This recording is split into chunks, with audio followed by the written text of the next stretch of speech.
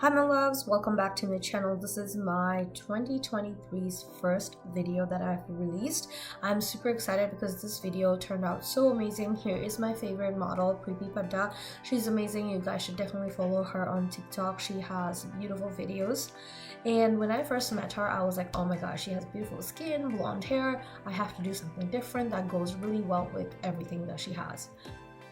For primer today, I've used Milk Primer. Milk Primer has become my top favorite primer. When I do my video next, you will see which one I'm talking about. Next, I'm using my e.l.f. concealer on her eyes as a base.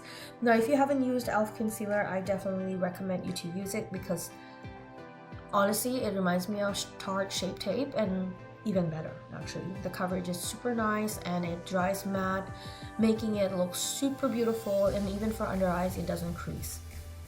For eyeshadows today, I've used mostly the eyeshadow palette called Be Perfect Cosmetics.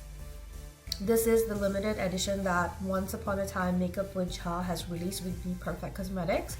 Otherwise, they also have their own other palettes that has a lot of this warm tones in them, which are also very, very beautiful. For today's eyeshadow, we wanted to keep the eyeshadow more on the matte side. So what I'm going to do is I'm going to create a matte cut crease look. Again, all the eyeshadows has been used from that same company, which is the Be Perfect Cosmetics. That was so weird. It actually froze. I think it froze during when I was recording the video. Anyways, all the eyeshadows that I've used for this makeup look has been used from the Be Perfect Cosmetics. Now, when it comes to creating a matte cut crease look, make sure you pack on that cream color on the eyelid as much as possible. And then I've used a darker shade. This is actually almost like I've mixed black and darker brown shade to create the outer cut crease more darker. I wanted to make this effect a very dramatic one, so clearly the outer cut crease, the outer portion of the cut crease and the top of it is going to be super dramatic.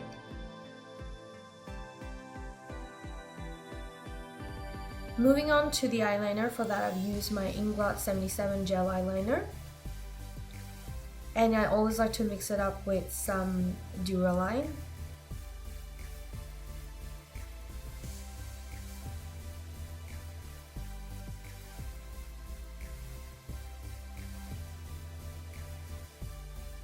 And then for my mascara, I've used the mascara from Maybelline. Just making sure I push the eyelashes a little on the top, and then I just pop some lashes on. These lashes are from Amazon, and honestly, this eye makeup was looking so beautiful already. Now, to correct her under eyes, I've used my MAC Cosmetics Under Eye Color Corrector. For foundation for this look, I've used Dior Beauty Foundation in 2W, mixed with Huda Beauty in shade Chai. And I've used my flat, kind of like an angular flat kabuki foundation brush by Sephora in number 47. This has become one of my go-to foundation brush. For under eye concealer, I've used a nice set of concealer from e.l.f. Cosmetics. I mixed 2 e.l.f. Cosmetics for the under eyes. And then I went with a third one, which is the NC10 by MAC Cosmetics. And again, I'm using the same foundation brush to blend it all.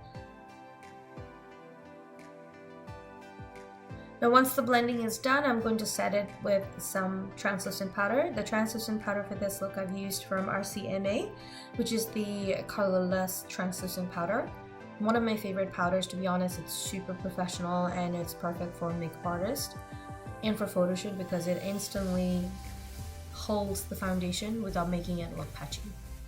I'm going to dust off any excess powder, and then moving on to the eyebrows, I've used the Anastasia Beverly Hills brow powder.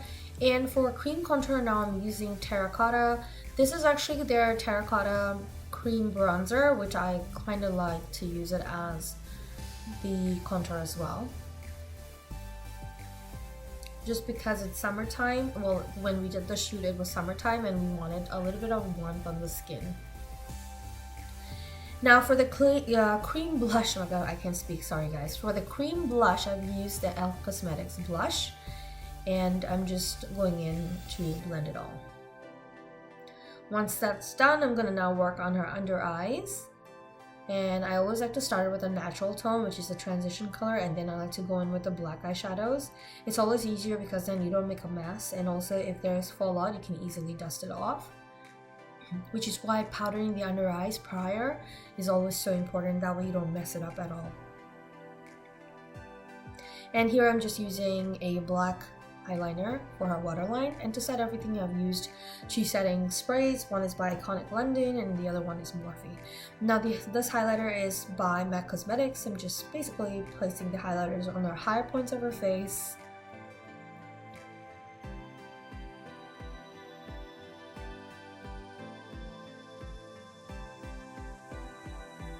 This is actually one of my most favorite part of the makeup, is the highlighter part. And then to lip line her lips, I've used Cork by MAC Cosmetics. And then I went, for the lipstick, I actually went in with some liquid lipstick by Pixie Cosmetics. Now I did overline her lips a little bit to make it proportionate. Her lower lips was actually much bigger than the top lips, so I actually had to overline her top lips to match and make both lips look perfectly symmetrical. When it comes to the lip liner, I always like to overline a little bit to match the lips that's bigger. So I don't necessarily make both lips big, I only make the lip bigger if the lip is actually small compared to the other.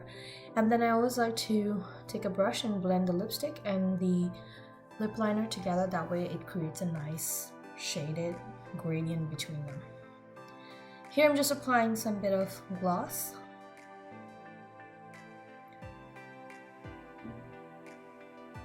Since the eyes are very matte, we don't have any shimmer, I decided to put a little bit of gloss on the lips so that way the lips looks a little bit more fuller and nicer. This is another lip liner by Rimmel Cosmetics, which I used briefly, but it is the same color as the Cork. And that is it. She was wowed.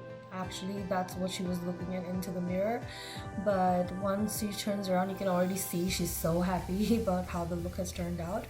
I'm gonna finish off her hair and then we'll have a look at the final look.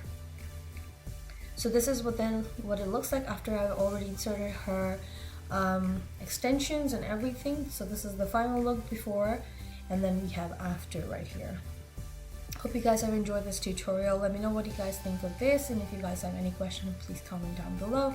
Thank you so much for tuning in to my channel after a long time, and I shall keep posting more videos. I'll see you on my next video. Till then, take care, and don't forget to like, comment, share, and subscribe. Thank you for watching.